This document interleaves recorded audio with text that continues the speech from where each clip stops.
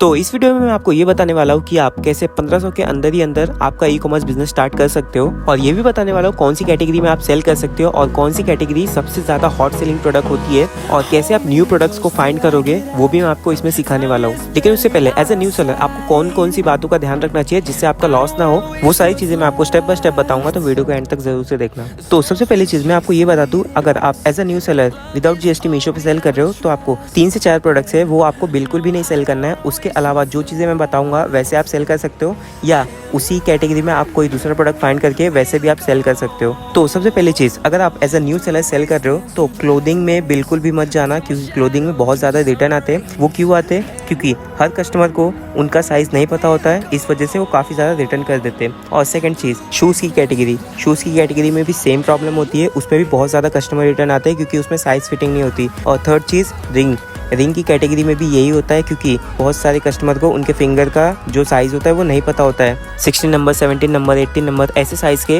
Rings आते हैं। बहुत सारे कस्टमर लोग को उनके साइज नहीं पता होते हैं, तो उसकी वजह से भी काफ़ी ज़्यादा रिटर्न्स होते हैं। और चौथा प्रोडक्ट, बैंगल्स में भी आपको नहीं जाना है, क्योंकि बैंगल्स में भी साइज़ का इशू होता है, तो उसमें भी कस्टमर रिटर्न काफ़ी ज़्यादा होता है। और हाँ, एक और प्रोडक्ट, परफ्यूम की कैटेगरी में भी आपको बिल्कुल भी नहीं जाना है, क्योंकि ऑनलाइन कस्टमर को उसका स्मेल बिल्कुल भी पता नहीं चलेगा। तो अगर ऑफलाइन में उनको उसका स्मेल नहीं पसंद आया देन वो रिटर्न कर देंगे, और इसमें बहुत ज़्यादा हाई चांसेस रहता है प्रोडक्ट रिटर्न होने का। तो moral of the story is कि आपको कोई भी ऐसा प्रोडक्ट नहीं सेल करना है जिसका फिटिंग, साइज या स्मेल वगैरह ऐसा कोई इशू होता हो, इसकी वजह से कस्टमर रिटर्न करे। तो ये चीज़ों का आपको ध्यान रखने के बाद अब जो मैं चीज़ें बताऊँगा वो आप सेल कर सकते हो, और उसके रिलेटेड ही आप चीज़ें सेल कर सकते हो, और वो हॉट सेलिंग प्रोडक्ट होते हैं उस कैटेगरी में, तो आप वैसे टाइप के और भी अदर प्रोडक्ट सेल कर सकते हो। तो सबसे पहला प्रोडक्ट है आइस रोलर। मैं आइस रोलर के बारे में इसीलिए बोल रहा हूँ क्योंकि ये अभी बहुत ही ज़्यादा हॉट सेलिंग प्रोडक्ट है और ये बहुत ही ज़्यादा लोग सेल कर रहे हैं, और इसके काफ़ी ज़्यादा ऑर्डर आ रहे हैं, 200, 250, 300 बहुत ही ज़्यादा ऑर्डर्स आ रहे हैं इसके। तो आप ये भी सेल कर सकते हो।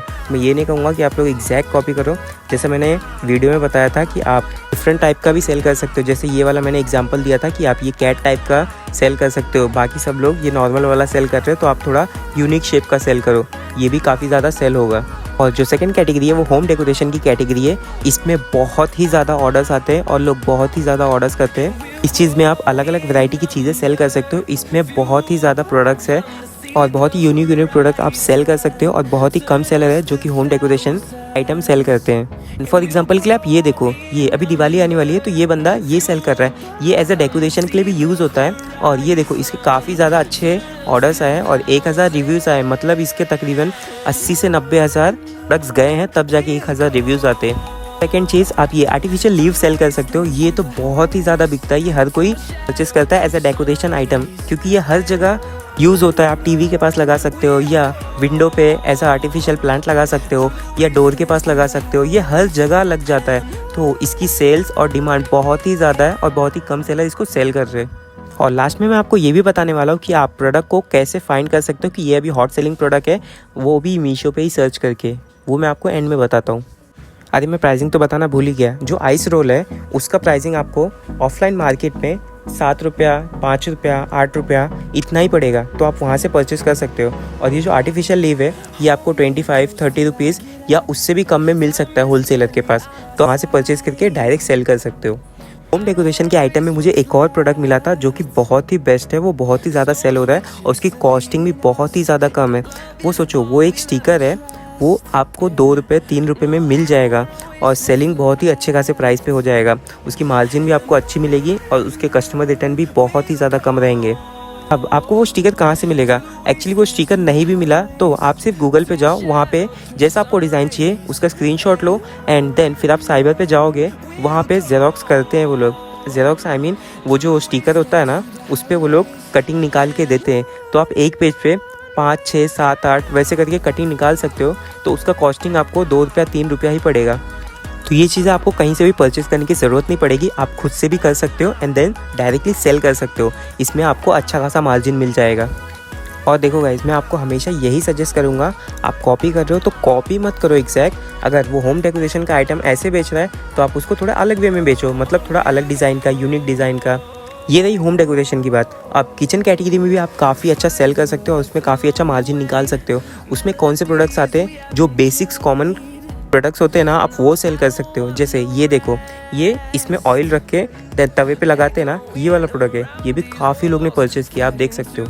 ये भी आपको 12 से 13 रुपए के बीच में मिल जाएगा और ये काफ़ी अच्छा सेल हो रहा है। ऐसा कुछ आप सेल कर सकते हो। मैं एग्जैक्ट कॉपी करने नहीं बोलूँगा, जैसे ये ऐसा सेल कर रहा है तो आप थोड़ा अलग इसमें सेल करो और लोग परचेस करते हैं। ये सारी कैटेगरी ऐसी है जिसमें परचेसिंग बहुत ज़्यादा होता है।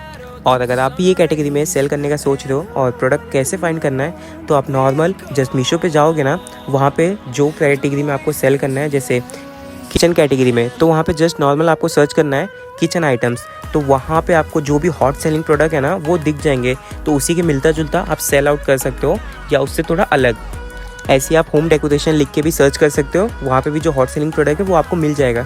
जिस कैटेगरी में आपको सेल करना है नॉर्मल यहाँ पे लिखोगे, वैसे आपको प्रोडक्ट मिल जाएंगे। और आपको प्रोडक्ट लेने मार्केट में जाना पड़ेगा, घर पे से कुछ नहीं होगा। आप मार्केट जाओगे, वहाँ देखोगे, होलसेल का प्राइस निकालोगे, तो ही आपको पता चलेगा, तो ही आप सेल कर सकते हो।